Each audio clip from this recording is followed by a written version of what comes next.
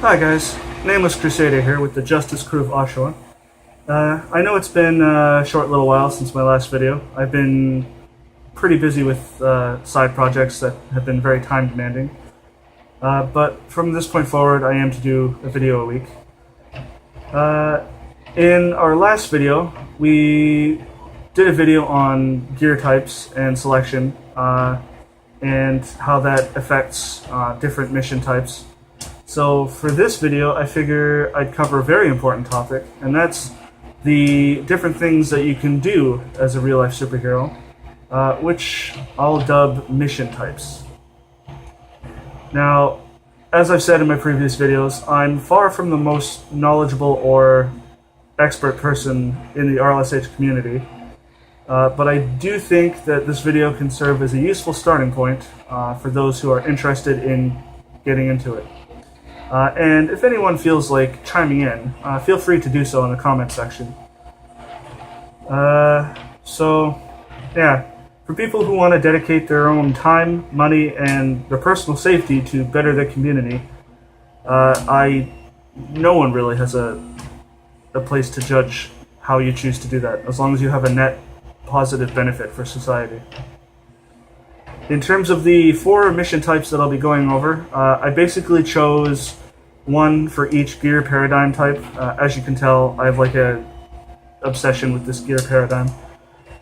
So we'll be covering safety patrols, homeless outreach, charity, and like reconnaissance missions. So for the first mission type, safety patrols, it's probably the most prevalent mission that RLSH take on, and essentially it's you and, if you have one, your team, patrolling around the neighborhood on a predetermined route.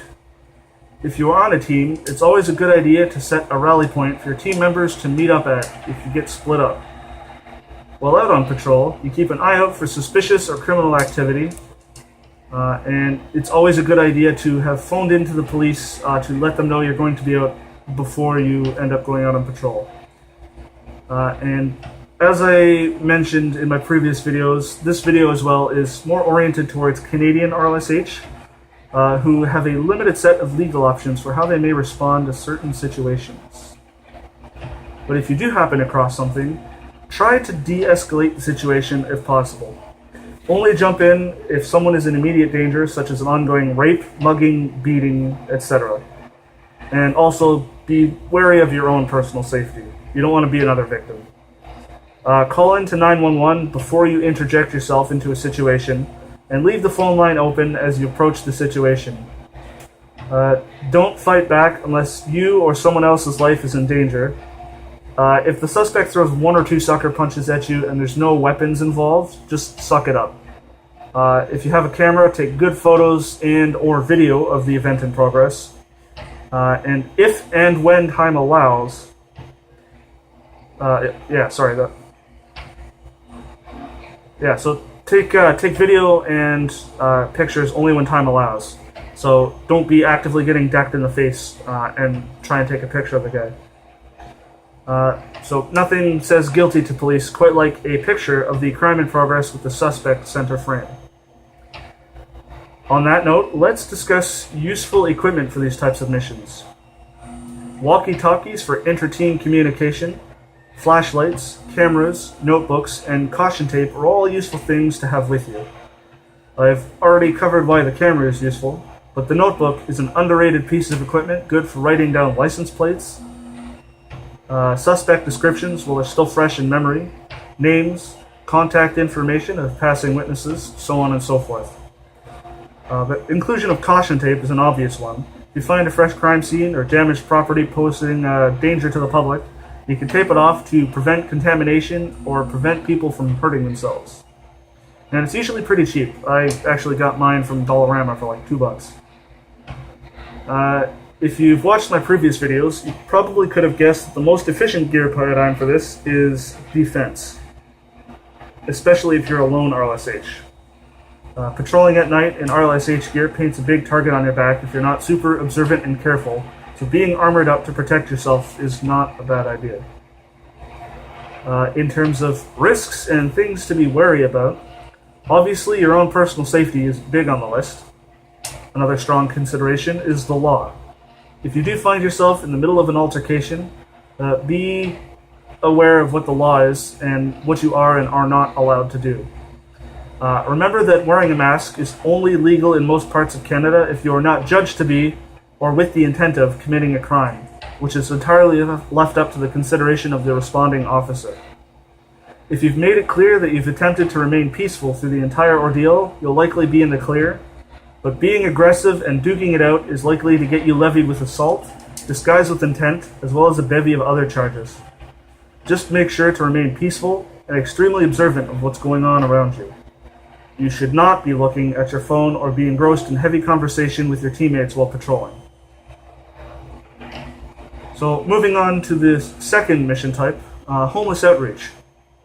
So the second type of mission, homeless outreach, you'll be approaching the homeless or financially strapped people and providing handouts in the form of food, clothing, sanitation items, blankets, coats, and anything else that you can find or have donated to you that you think might make a good handout. As a point of reference, the Justice Crew of Oshawa recently handed out a set of care packages that contained a bar of soap, a bottle of water, a few granola bars, a simple first aid kit, and a few other smaller things like a pair of socks. For this mission type, it's important to know where the people in need are so you can maximize your effectiveness and not walk around trying to find them the entire day.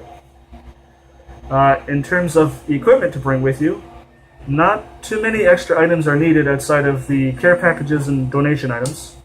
Identification is a universal constant in case you get approached by the police, and some water to keep yourself hydrated is always a good idea as well, because it gets really hot when you're out during the day wearing this type of stuff.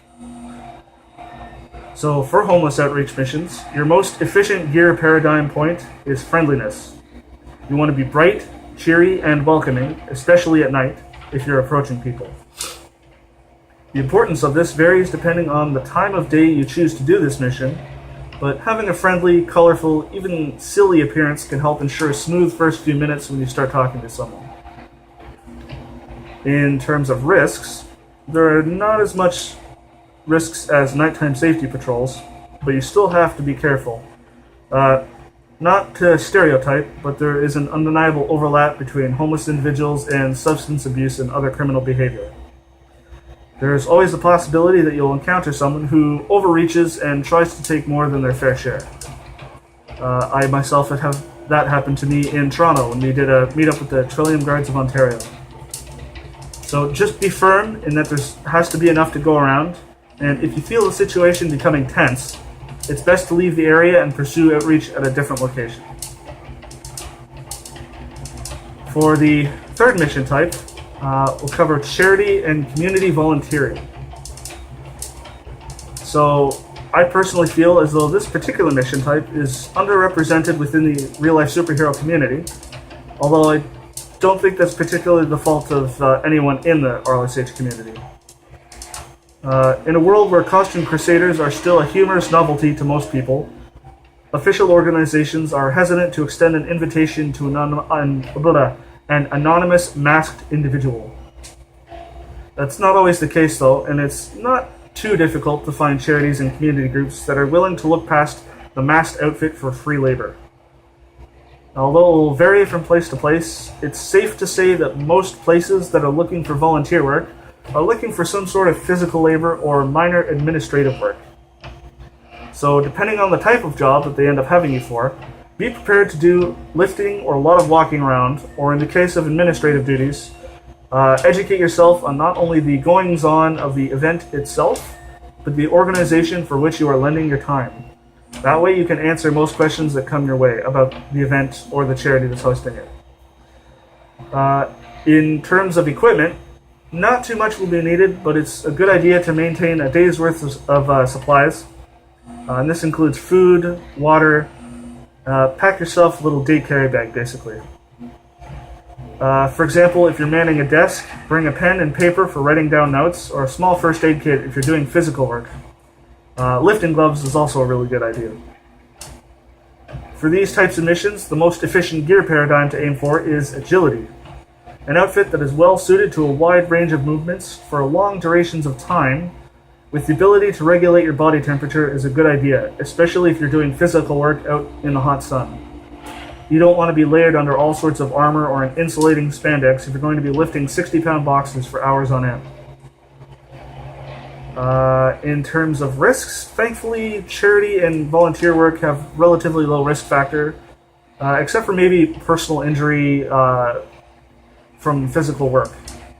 To minimize this, know your body's limits and lift safely. Don't overextend your joints or put body weight on joints that aren't meant to hold it in that particular way.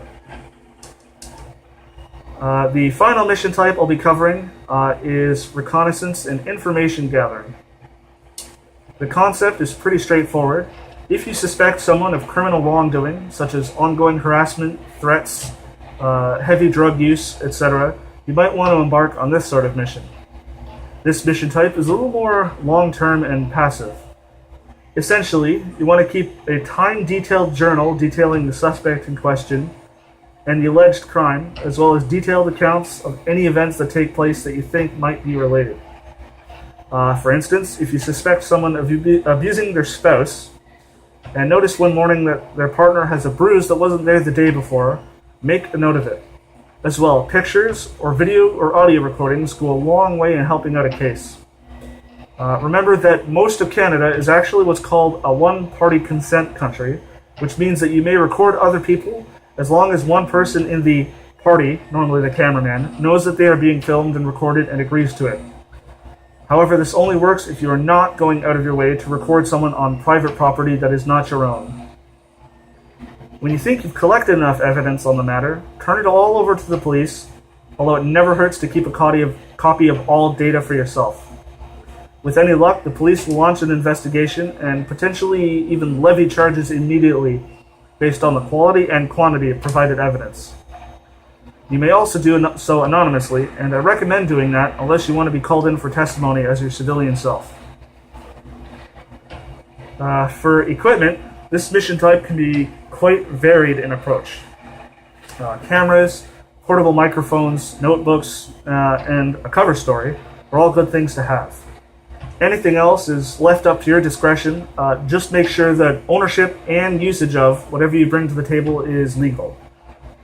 Also, be prepared to have any media with relevant data on it, such as SD cards with pictures or notebooks with records, to be appropriated by police for evidence.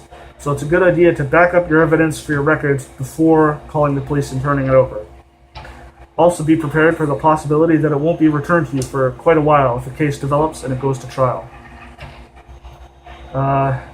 For the gear paradigm, obviously stealth is by far the best way to go. Being low-key and unnoticeable lets you get close to the action and find out what's going on without raising an eyebrow. Just don't overdo it and press too hard, or you'll start having people be suspicious of you. A good piece of advice: don't just act like you belong, actually belong. When in Rome, do as the Romans do. In terms of risks, there's an obvious one of getting caught investigating the person in question, but having a clever cover story for any particular moment is a good way to slide under the radar. For example, if you're caught with your cell phone pointed in a particular direction, smile suddenly while looking at the camera and make it look like you're taking a selfie. Bailing after you've been made is generally a good idea, and there's always another opportunity to try again. Aside from that, though, you run the risk of running over all sorts of trespassing and privacy laws if you're not careful. Be educated on what you can and cannot do when it comes to surveillance, and always remember that you are not a licensed professional. To close off, these are just a few possible things to do as a real-life superhero, and as mentioned, I provided one mission type for each particular gear paradigm.